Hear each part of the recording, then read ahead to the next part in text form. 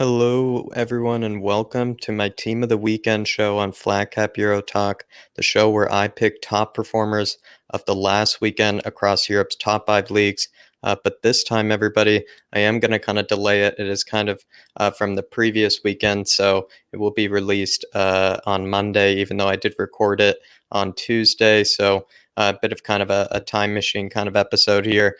So I do hope you kind of enjoy it because, the international break, the transfer window, a lot of that I do find to be kind of a bit more important at the moment, so I do hope you enjoy it next week. But with my team of the weekend, this is it right here. It's an 11 of plenty of players, I think, from the Premier League, lots of players from Serie A, a bit of Bundesliga action as well, and then a bit of La Liga. I think the only one maybe missing out for this one is Ligue 1.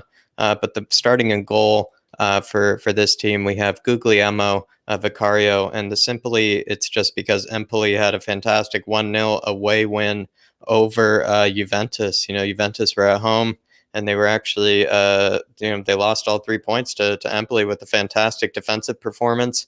Honestly, Vicario looked like a pretty decent goalkeeper. He didn't have too much to do, but he had a few decent saves here and there. Was very commanding, seemed very confident as well. So big up to Vicario. And then moving on, my two fullbacks are Carvajal and Daniel Vaz. With Carvajal, I do feel like the reason I'm including him is just because he saved, Real, kind of a similar embarrassment to what Empoli gave Juventus. He did definitely save Real Madrid, so I will just give it to Carvajal there. Not much about it. But Daniel Vaz, the Danish international, he played in the center mid position for Valencia in this one, but I am going to kind of get away with it and play him at left back just because, he can play so many different positions. And I think he's played right back and even left back before as well. He's just a very technically gifted player, but he had a fantastic goal to open up Valencia's 3-0 win. And I forget who it was over. Might have been Alaves, but it was a fantastic 3-0 win. But his outside the foot finish just to put away a great cross into him really just opened the floodgates for Valencia. There were a lot of really great finishes as well. One of them was from Carlos Soler, and Daniel Vaz was kind of the one who you might say even kind of opened up that kind of goal for Carlos Soler to hit it with his back heel. Hit it with his back heel. It was a glorious goal. I would check out the Valencia game. Just a lot of great goals. But yeah, Daniel Vaz, fantastic performance in the center mid department. And I do know he can kind of get away as a left back. So I'm kind of had to build out an 11 here that would be able to, really exist. So, put him over at left back, and hopefully you guys, might think he could do a job there. Moving on to Ardian Ismailji or Ardian Ismailji. I believe it's an Albanian center back who was part of that fantastic performance for Empoli. Really do rate him. I think he had a really great performance just in terms of, lower tier Serie A center backs. He did look fantastic. He's been a part of all three of their opening games, I believe, or sorry, Serie A have only played 2 games, I believe. So he's been part of their first 2 performances. So definitely Ardian, definitely deserve a bit of credit. I like to give, a center back and a goalkeeper a bit of recognition, if there are any upsets, in Europe's top five leagues. And definitely Empoli's 1-0 win away over Juventus. You could definitely consider that. Moving on to the midfield here. Oh, actually, excuse me. Without further ado, I am going to try to add a bit of an addition here where I'm going to include kind of who I think maybe is the best performer of, kind of each section of the team.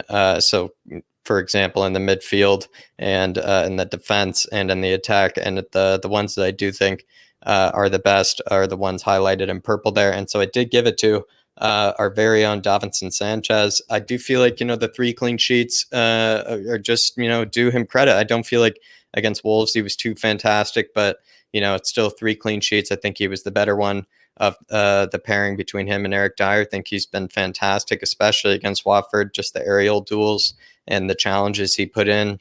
I thought he was also better than Eric Dyer in the game against Man City. So I do think Davinson Sanchez is due a bit of credit before it maybe all comes crashing down for him. But moving on to the midfield here, my top performer is going to be Conor Gallagher, just for upsetting West Ham. Just two kind of who might say kind of lucky opportunities, but he took them very well. It's not lucky goals by any means, because he did take these opportunities very well. Maybe how the ball got to him in each opportunity is a bit lucky, but I think he took them both quite well. So the brace, just to upset, West Ham fans, away from home for Crystal Palace. Fantastic performance, I thought, from Conor Gallagher. If you ask me, just really uplifting to Crystal Palace to maybe have kind of a new spark in midfield that's a bit younger, especially since Theirishyid, I do believe, is still out injured. So it's good to have someone like Gallagher in there, the former West Brom man. Trigueros, I do actually include in this one just because he had a beautiful finish against Atletico Madrid. I think it was to open the account for Villarreal in the game. It was a really, really, really fantastic goal as well. I think it was Villarreal's first goal of the season. I think they had two goalless matches to begin with in La Liga. So as well, Trigueros with a fantastic curler from outside the box, left the finish, and it's no easy task to finish it past Oblak, so we all have to give him credit for that. It was an upsetting 2-2 draw, I will say. I think Atletico were very lucky to get away with that, but I did speak about that in my weekend review. Moving on to Pellegrini, fantastic brace here. I think it was a beautiful brace against just a moment. I need to find the team here. Bear with me, everybody. Salernitana against Salernitana, the Italian side, probably newly promoted, I would imagine.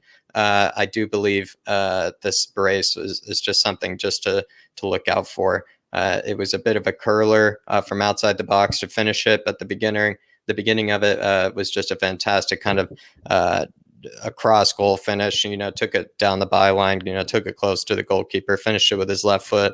It was just an absolute dismantling by Roma.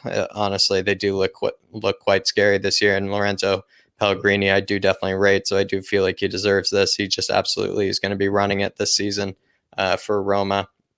Moving on to the attack, Ciro Immobile with a fantastic hat trick, fantastic hattie against Spezia. It was a 6-1 thrashing.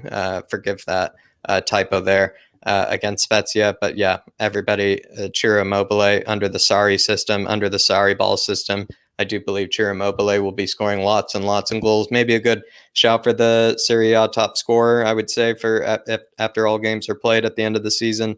Definitely give it to Ciro just because Sarri, he's capable of kind of challenging Gasperini in terms of, the all-out attacking football and style. So you could give it to Immobile maybe to be the top scorer this upcoming season, but definitely rate that performance from Ciro. Just he missed the penalty even, so he could have had 4 goals, but then soon after the penalty, nodded home a header to make it 3. Really, really great performance by Ciro. I would say more underwhelming hat trick came from Lewandowski in the 5-0 win over Hertha Berlin, maybe because of my bias towards my love towards Hertha Berlin, but it was, just an absolute dismantling by Bayern. Honestly, I mean, Hertha Berlin are definitely looking a bit scary this season. We've sold all of our best players. It will be definitely be a dogged fight this season for AOA. But moving on to Jeong Woo-Yeong, I believe. He plays for Freiburg, South Korean international. Very, very, very versatile player. I think he's played on the wing before for them. Now he played up top in this game and scored a brace very early into the game to make Freiburg capable of winning 3-2 over Stuttgart. Fantastic 3-2 win over Stuttgart, I would say. And Jeong Woo-Yeong, I would just say, everybody out there, just, keep an eye on him. I do believe he's a Bayern Academy product, if I'm not mistaken. Could be totally wrong there. But as well, he's a very, very, very versatile player. And I could say he could do a job almost anywhere on the pitch, I would say, on the right-hand side or up top.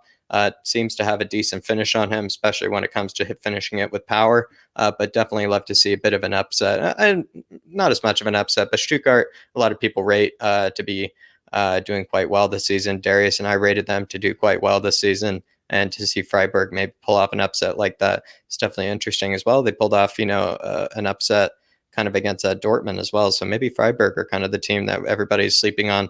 But that'll do. Everybody, for this Team of the Weekend show. Well, thank you for listening to all these picks. I do hope that you enjoyed them. I do hope you enjoyed these selections. And again, if there are any players, that I missed out or any players that you feel like, maybe deserved a bit more respect that I could have highlighted a bit more, please feel free to let me know in the comments.